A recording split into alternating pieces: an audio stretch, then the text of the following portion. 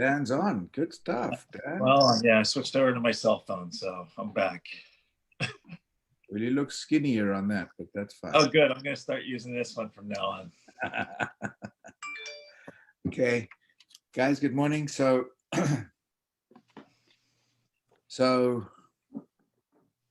October, third week, and one thing that's in my mind all the time: the slaughterhouse of failure is not in my destiny. I will persist until I succeed.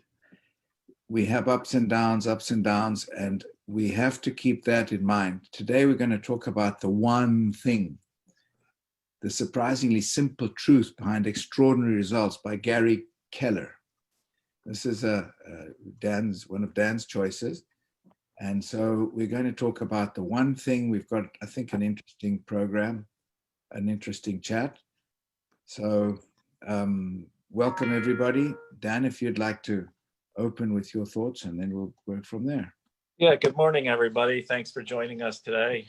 We've been kind of had this series of books that we've been talking about, but they all seem to have the same common theme. And these are by, very successful folks or people that write about success and know a lot about success and goal setting and things along those lines. So the common theme seems to be, the growth mindset, having that growth mindset versus that the fixed mindset, and knowing that you have that ability to always be growing and doing better things. And then, along the lines of goal setting, you need to really minimize what your goals are and how you're going to get there, and maximize your efficiencies in what you're doing and how you're doing it to reach those goals. So the one thing is a book about just that, settling on one thing that gives your life purpose or priority or productivity, whatever it may be. And it's all about walking away with a greater clarity on how to create a life worth living. So along those lines, the one thing is the heart of every success. It's the one thing that's driving you in the moment, one thing that's driving you to live a life of purpose or live a life of success. It's your job to find that one thing and pursue that, just that one thing. If you start getting bogged down in all these other things, all these other distractions that are going on, then it's going to limit your ability to reach that one thing and be successful with that one thing. And so in the book, he talks about the 6 lies of success. So I think we're going to start with that, Lawrence. And the first one is that everything matters equally. Equality is an idea, not a practical reality in the world of results. You can't prioritize things towards success and have 17 different priorities. You kind of need to focus on those. And the one thing that really stood out to me is that he talked about Pareto's law of 80% of outputs are driven by 20% of inputs. It's a predictable law of nature, not just an interesting theory. It's something that you need to live. And you need to focus on those 20% of inputs that are going to give you that 80% output. Yeah, well, what you said now about the one thing, the wig is one of the first things, is that one thing. So as you just said, quite a few of the previous weeks that we've spoken about certain things that have to do with mindset have to do with precisely what we're going to talk about now, which is also, for instance, the 80%, 80-20 rule. We always talk about the 80-20 rule. 80% of our success comes from 20% of our leaders. 80% of our effort should go to those 20% rather than 80% of our effort in trying to help the 80% that are not really pushing it.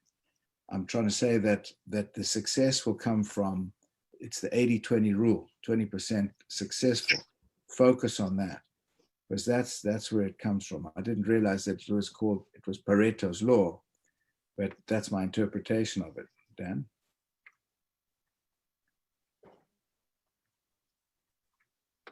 Hello, Dan, we lost you? No, exactly, dead on. think we lost Dan for a sec.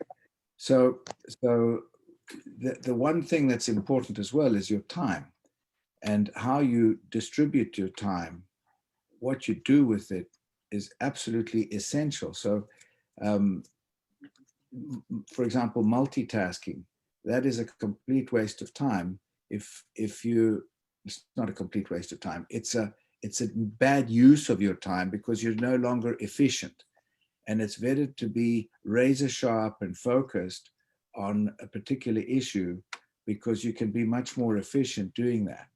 When you multitask, your focus gets diluted and you're not as in depth as you can be if you're really focused. Danny, there? Can you hear me now? Okay, go ahead. Okay. Yeah. So, people think they can multitask, but they can't. It's, I've heard this a million times in my life that men can't multitask, and I don't necessarily think that's a bad thing. I do pride myself in certain areas of my life on being able to multitask, but when you're talking about the one thing or goal setting, you really need to hone in on what you're doing and focus on that. It's just impossible to completely focus on more than one thing at a time. If you're doing two things, if you're multitasking, then you're not focusing enough on the one thing, right?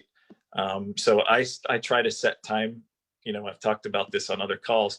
The morning is when I can be the most focused, right? Before all these other things in your day start building up, kind of pulling your mind in different directions. So the mornings for me are a great time for me to focus on that one thing. And so I set aside a couple of hours every morning to focus on those things, to focus on planning my day and how I'm going to focus on that one thing or those goals or the wigs that I've set for myself and for our team. So it's just an efficient, multitasking is just an inefficient waste of time. It also leads to constant task switching, which costs you valuable energy. When you're thinking about more than one thing, your mind is being taxed, and that's very tiring for your brain to be doing that. So, you want to set aside that. Lost you again. So, Danny, there? No. Can you hear me? Yeah, now you can. Okay, sorry about this. I'm not sure what's going on with my technology today. So, one of the other things that they talk about in the book is there's a common idea that requires you to be disciplined at all times, and that's not feasible either. No one can be disciplined at all times. What you need to do is build a discipline of habit, right? And then creating those habits, which we talked about last week or the week before, was habits and peak and how to hit your peak. Well, there's actually something that I want to mention about multitasking. If we take something so simple as breathing, seeing, touching, if we, in our lives, we are multitasking anytime because we're looking at stuff. But if we don't focus on that, in other words, if we're trying to do everything at the same time, we're losing some of the effects of what we could have if we focused on that. I mean, there are breathing exercises that will help you get rid of your headache. There are ways when, if we see something, we can see it, but we don't look into it. We might look at something and don't see into it. So when we multitask, we miss a lot of things. So that's why it's important to actually be able to focus very attentively on where we are and what we're doing, so that we can derive from that the information that we need to be able to be more effective and efficient in what we're doing. So, I was just using that as an example. Even when we eat something, we eat an apple or whatever it is, and we don't really think about it. And we've woofed it down and we're thinking about something else. Whereas we should, in actual fact, try and spend that time, those few seconds, just thinking about what we're doing and who we're talking to. That's the same thing too. We're talking to someone about placing a scanner or doing something, but we're thinking about something else at the same time. We're thinking a little bit further down and saying, well, if he says this and he says that, well, we should actually just take it as it comes and listen very carefully so that we can analyze what that person is saying. Because if we are so intent on placing a scanner and having ADRs and all the rest of it, we're missing what he or she may be telling us. They may be telling us key things that if we're multitasking, we're not catching on to. And I think it's important to be able to really do that. And listening is one of those attributes that we have that we don't use enough of. No, absolutely. There's this concept of mindfulness. And I think that's basically what you're talking about. And that's just being more mindful of your surroundings, of the relationships, everything. Eating an apple, like you said, eating an apple is just something that you just do in daily life. When you're hungry and you take a bite of the apple and you chew it, or you don't chew it enough and you just swallow it. When you really pay attention and you're mindful to eating that apple, you're experiencing the texture of the skin, the texture of the inside of the apple, and the taste and the smell, and all those different things, and it becomes an entirely different experience because you're mindful and you're more focused on that. And so you can make that one of your daily habits, and it takes practice to do that, but you can practice mindfulness in every aspect of your life, from taking a walk, and it doesn't have to be a long walk. Take your shoes off and just feel everything that you're doing. When you have shoes on, you're not feeling every little pebble or the texture of what you're walking on, and pay more attention to your surroundings while you're doing that. Just take 5 or 10 minutes a day, and that can help you clear your mind to be more focused on things when you do sit down to reach that, focus on that one thing, because you're putting your mind in that habit of really paying attention to what you're doing and focusing in on something.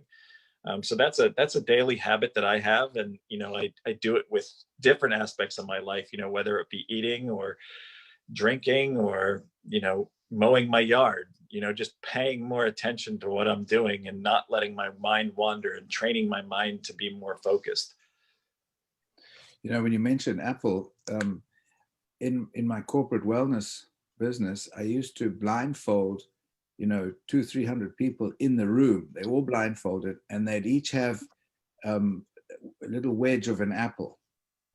And I would ask them to taste the apple with their eyes closed, obviously eyes closed, the top part of the apple, and the apple top part of it, and then the underneath part of it, the bottom part of it.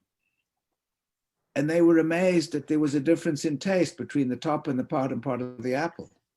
So, and there we went into varieties of apples.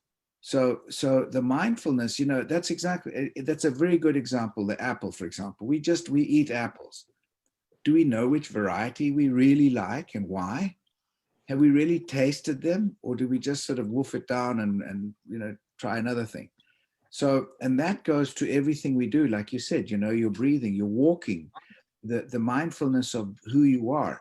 The one thing is you, is me, is us. That's the one thing. That's the whole point of where we are. We start with one thing, and that has to be us. And even if we spend, like, I agree with you, 10 minutes in the morning, spend 10, 15 minutes thinking about what we're going to do, and really concentrate on us, on everything that has to do with us in that day. And that mindfulness, I think, is important, because the better the habit of mindfulness, the more thorough we can be, and the more efficient and the more complete we can be as well. Yeah, I'm a real believer in meditation, and I talk to people about meditation and what it's done for me and how it's helped me focus. And they say, oh, I could never meditate, because people have a preconceived notion of what meditation is. Meditation is just being more mindful. you know, and so you can do that when you're walking.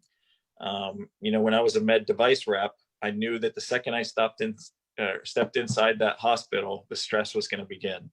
So every morning I'd park 10 minutes away from the front door, and I would walk slowly to the front door and just really pay attention to walking and the birds chirping and all of those things, and completely clear my mind and just focus and excuse me, de-stress de-stress before I would walk in that door. And that made, you know, that started my day off on the right foot.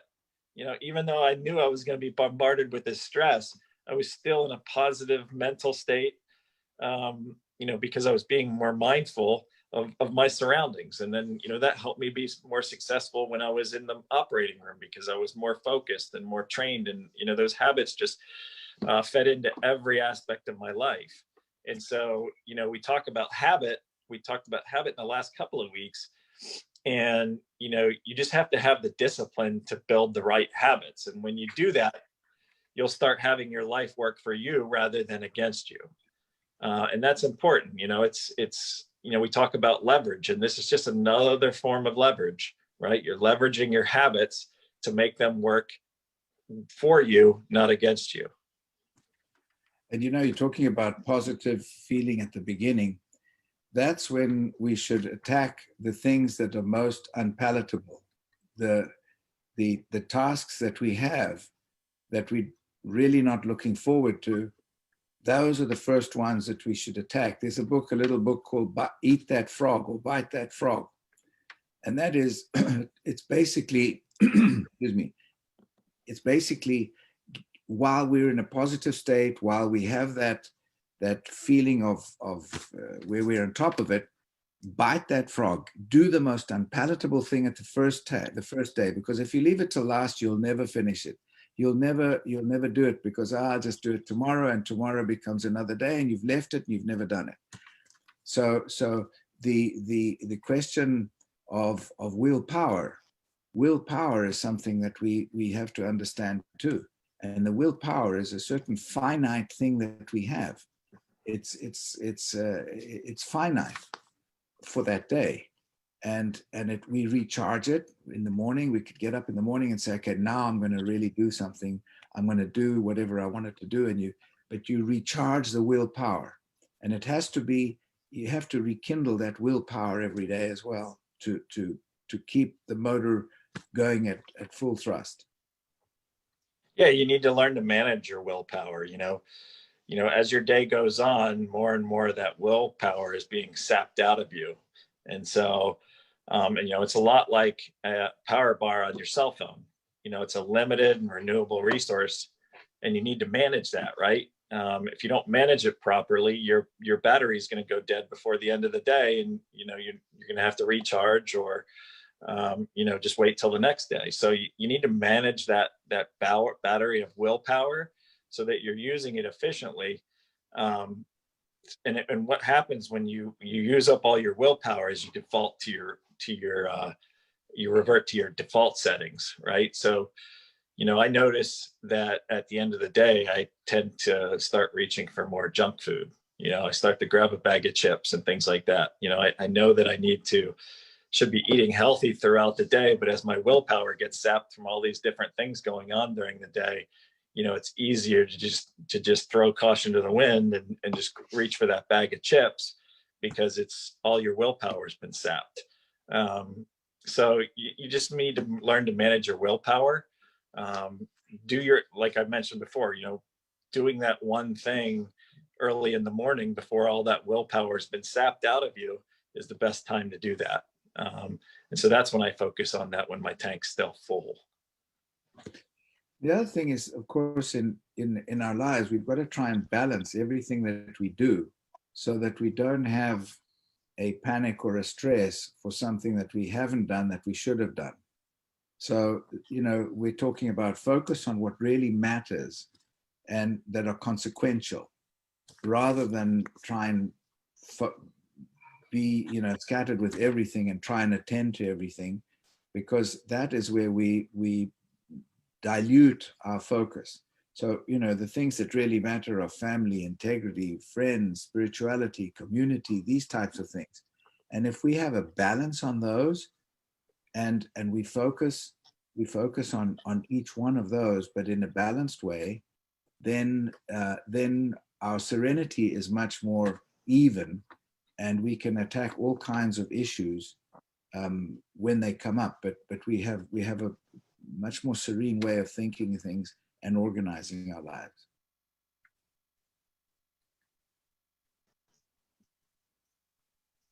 Can you hear me? Did I lose you, Dan? You lost me for a second. Am I back? Yeah, good. Okay. Yeah, very good points, Lawrence, about a balanced life. It's a misleading concept. What you want to really do is seek, as you mentioned, purpose and meaning, not necessarily balance, but you want to be focused on those things that really matter.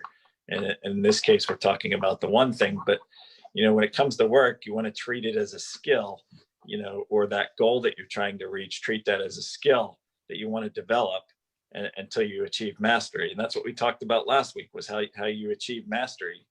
So that's very important. You can deprioritize everything else with work, with the other areas of your life. Make sure that you're giving something to each of them. But you want to make sure that your goals are being met first, early in the morning, when you still have that willpower and that desire to reach that one thing. And then you can start to focus on those other things, so your mind's not getting clogged up with all these other things and distractions. So when we're looking at our business, and again, the subject of today was like the one thing. In my opinion, I've always asked these three questions: who are you? How well do you know yourself? And what do you want? Because if we can answer those questions, then we can understand how to attack a lot of the issues that come before us. So, we've talked about in the past, the one thing could be the WIG, wildly important goal, discipline, focus, driving the line, perseverance, the compound effect. These are all parts of the puzzle that we're in. And the habit of being successful in how to approach these is what we've got to be a master at, as you mentioned, Dan. Yeah, it's you need to focus on those wildly important goals and the one thing. It doesn't matter what you necessarily call it. I think we've used multiple terms for it, but it all comes down to the same thing. You need to stay focused on one thing. You can have other goals that help you meet that, but they should all be focused on helping you meet that ultimate goal and the success that you want to have for yourself and your team and your business. And all of that comes down to adopting a growth and not a fixed mindset. The common goal, or the common theme with a lot of these things we've talked about in the last few weeks, has been this growth mindset. So it's obviously very important. There's a lot of research being done on it. A lot of important. Lost you, Dan. That makes sense. But they are researching it a lot, and there's a lot to that and how that plays into success. And it's all about having that mindset that you can be successful and you can grow and you can reach your goals, that you haven't reached a plateau, or that those things just aren't achievable for you. And also the bigger the goal, if we say we want to place 24 scanners in a year, for example, that's like, oh, okay, that's quite a big goal. But as soon and it's like a little bit further, it sounds like it's a bit further away. But if you actually manage to place 1 or 2 scanners in a month, your speed of trying to get to those 24 is going to be accelerated, because you've had some taste of success, and that success will drive your passion, will drive your keenness, your passion, to be able to really get to 24 and probably more. When you start off and you think, I'm going to place 24 scanners in a year, yeah, okay, well, it's just going to take some time and so on. But as soon as you've placed the first 2, in that first month, or in whatever time, the first beginning, it's like igniting a booster, because then you say, well, why only 24? I might be able to do more than that. And that will push you more. So, and the way to do that is to say, how can you improve? What's one thing you can do to really improve where you were last month or the month before, where you can be this coming month? And then we say, okay, well, from 3 calls a day or 3 visits a day, I'm going to do 6. I'm going to do 6 3-way calls, 6 visits, 4 ADRs per month, for example. And that one thing to try and push in so that it leads to the bigger things that follow. Yeah, when I first got involved with this business, I thought I was going to place 24 scanners in a week. I was like, this is a no-brainer. This is easy. I can't imagine how this couldn't be easy with the relationships that I had. But you get a lot of pushback in the beginning, and it takes a while for people to make decisions.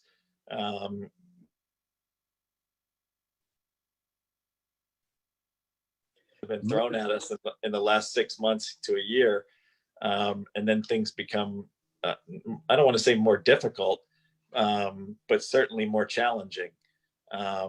It's very easy to get humbled in this business, especially for somebody who comes from a medical device background that was successful in that space. You can get humbled very, very quickly, but you need to keep your eye on the prize.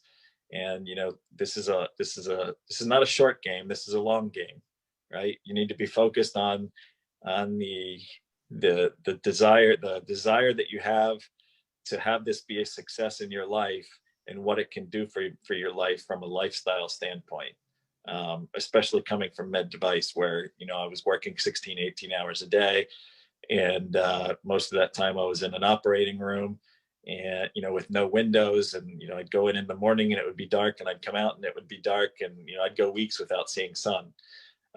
It was I just needed to move on from that and do whatever it took to reach that one thing that I wanted in my life, which is to have a better lifestyle with a successful business that I could do from home and gives me more freedom. So you're quite right. You're in for the long prize, the prize at the end of the a long prize, but it's punctuated by short-term successes that are the ones that move us along towards the long goal. I mean, I used to measure what I needed by how much sales I used to have. So I used to sell tobacco, and I used to think about how many tons of tobacco I would have to sell to be able to put and to buy an extra vehicle for the car, for the company, or an extra part of the office, or build on some warehouse or something. So in our case, how many scanners we place and how successfully we place them, that's key. In other words, how well they produce. That is also a motivation for us to be able to achieve the goals we have in our personal lives, in terms of finances and so on, and time freedom.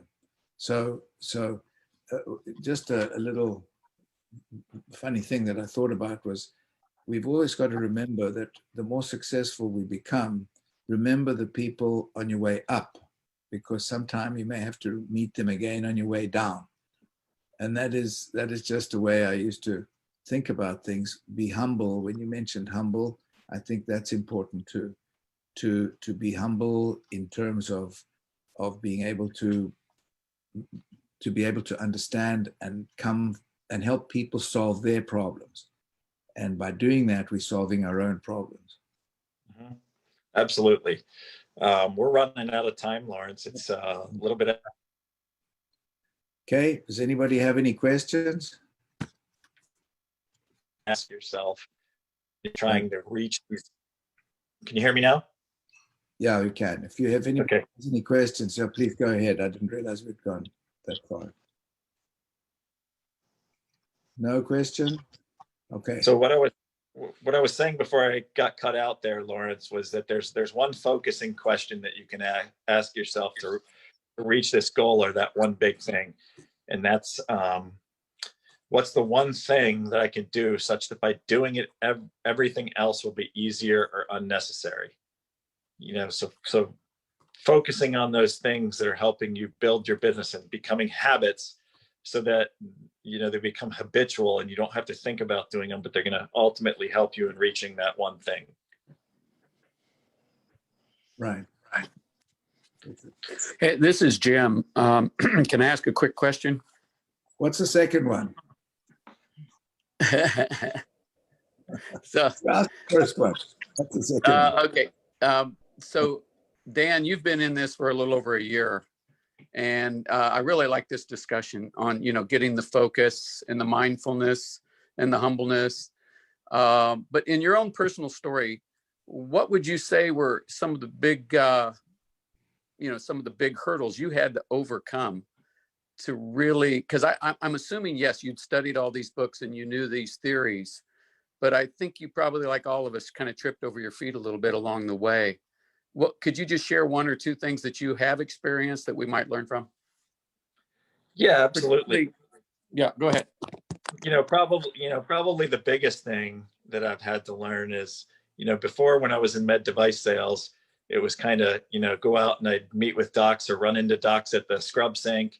It's a different way of connecting with physicians, and it's a different type of sell where you're actually bringing them something of value to them that's going to create revenue for their practice. You're not just asking them to use something that's going to make, me money and the company money. So it was a different type of sell because you're actually you're bringing them something of value, not just that's going to help their patients, but that's going to help their practice. And how you go about having that conversation was probably one thing that I had to kind of develop as a skill, because it is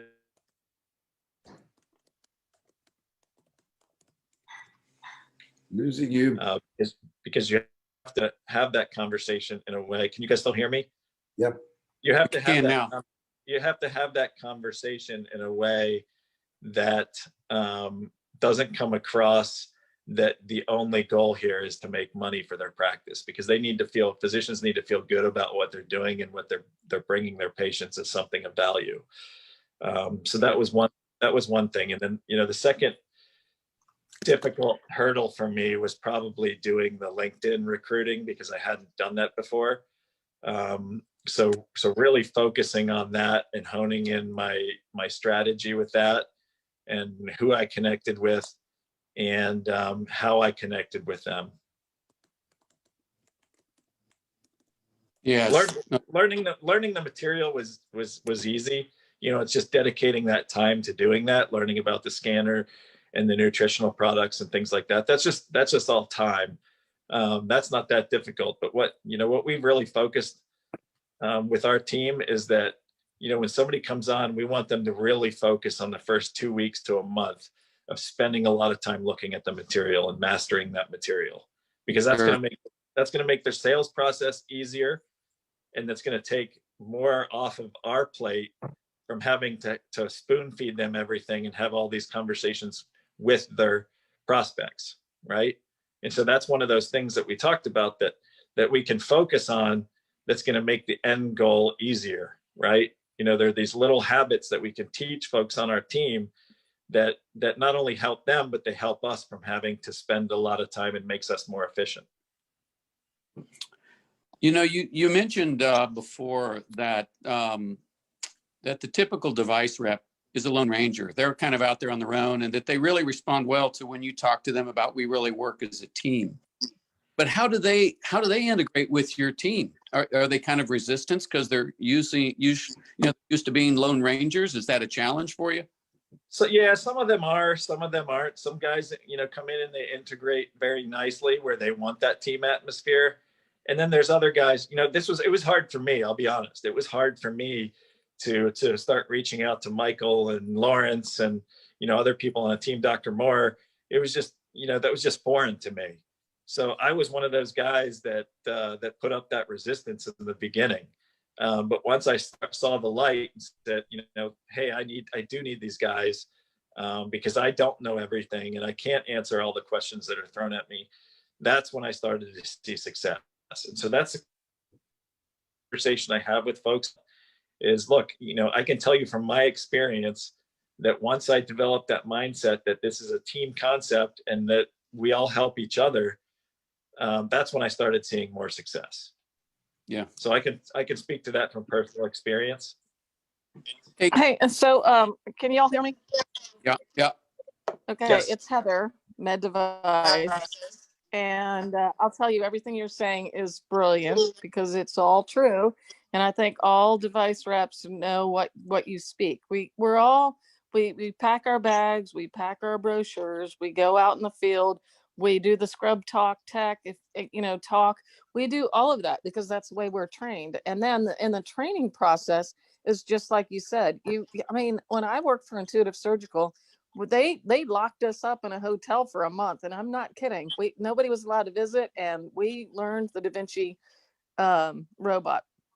But in doing so, when you went out, you knew what you were talking about. And so I believe in the value of training, but everything that you're saying is spot on. And I swear to God, Stacey and I listen to these things every Monday, Wednesday, Friday, and learn so much in the value of kind of changing the parameter of a device rep for me, horse trainer for Stacey, but just learning the differences of how to shift the modality of how you actually do sell. So anyway, enough about that. But I just wanted to give you an applause for what you're saying because it's so true.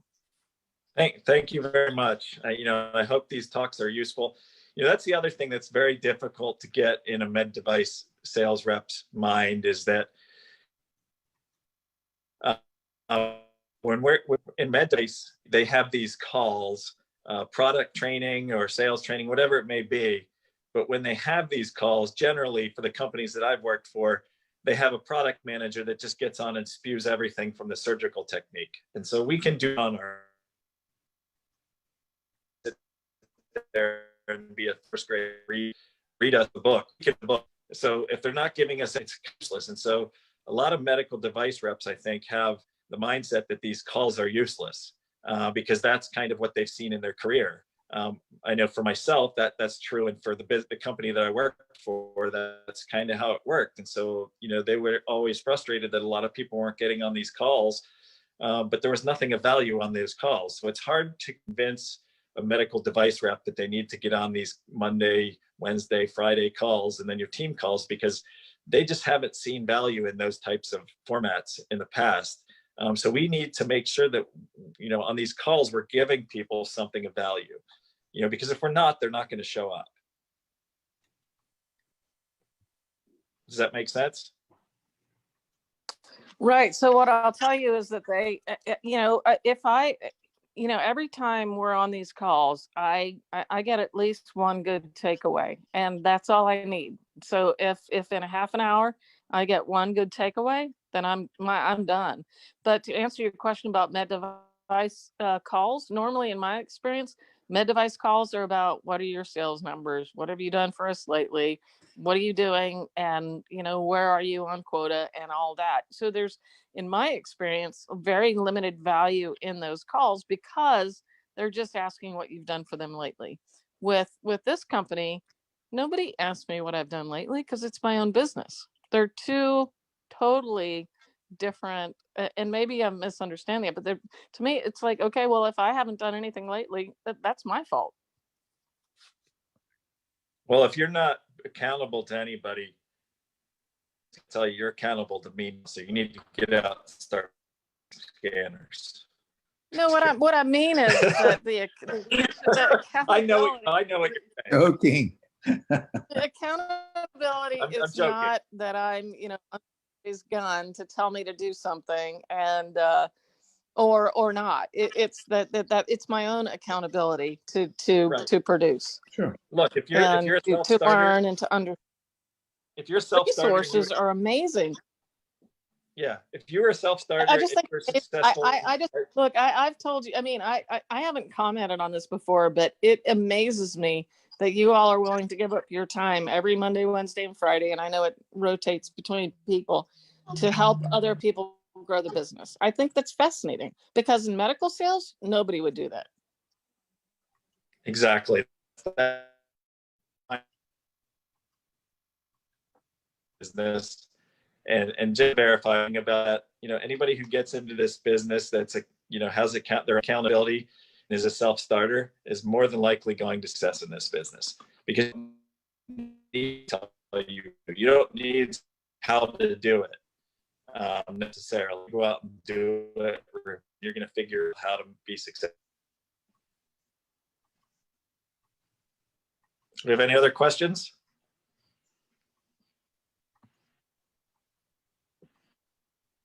Mike Cook is talking. Hello. Mike, did you say something? You're on mute, I think. Can you hear me now? Yeah, go ahead. Yeah, I just want to comment on something that Dan said earlier, that when he got started, he thought, you go out and place a dozen scanners in the first week. And I think that I run into that all the time with new reps that get on board. What we have is truly fascinating. And when we explain it to a rep, they can see it. But it's a process they need to learn. And you talked about that. And it's a recipe for disaster when someone says, oh my God, I'm going to go out and talk to, this is fantastic. Sign me up. I'm going to go out and talk to 3 doctors tomorrow. I've got 2 friends interested. And then when they get out there, they run into what is an objection to them because they don't understand everything and they haven't been trained. And then they have that, 2 or 3 failures right off the bat, say, all right, this isn't going to work. And then they quit. And I can tell if someone's going to be successful in this when I see how much they show up for this call, the Wednesday call, the Monday call, our team call. When you show up, you don't have to even participate, but listen to everything. And as Heather said, she gets something every time from one of these calls. I've been doing this 9 years. I get something every time I listen to a call. I pull something of value from that adds to my abilities. And I can't say enough about just showing up. And that might, circles right back around to mindfulness and focus and what you guys talk about every Friday. It's highly valued to me. Thank you. All right. I like Good. how you guys have the open questions at the end. I think it's really helpful. And sometimes there's a lot of insightful stuff like right at the end. It's great. Just want to mention. Yeah, that's awesome. Well, that was Jim's idea. So thank you. Thanks, everybody. So thanks very much. So we'll look forward to seeing you on Monday, 9:30 with Scott Bennett, who's always got some really good themes. So have a good weekend and do the one thing, whatever it is. Bye, everybody. Thanks, everybody. Thank you. Bye. Thanks. Bye-bye.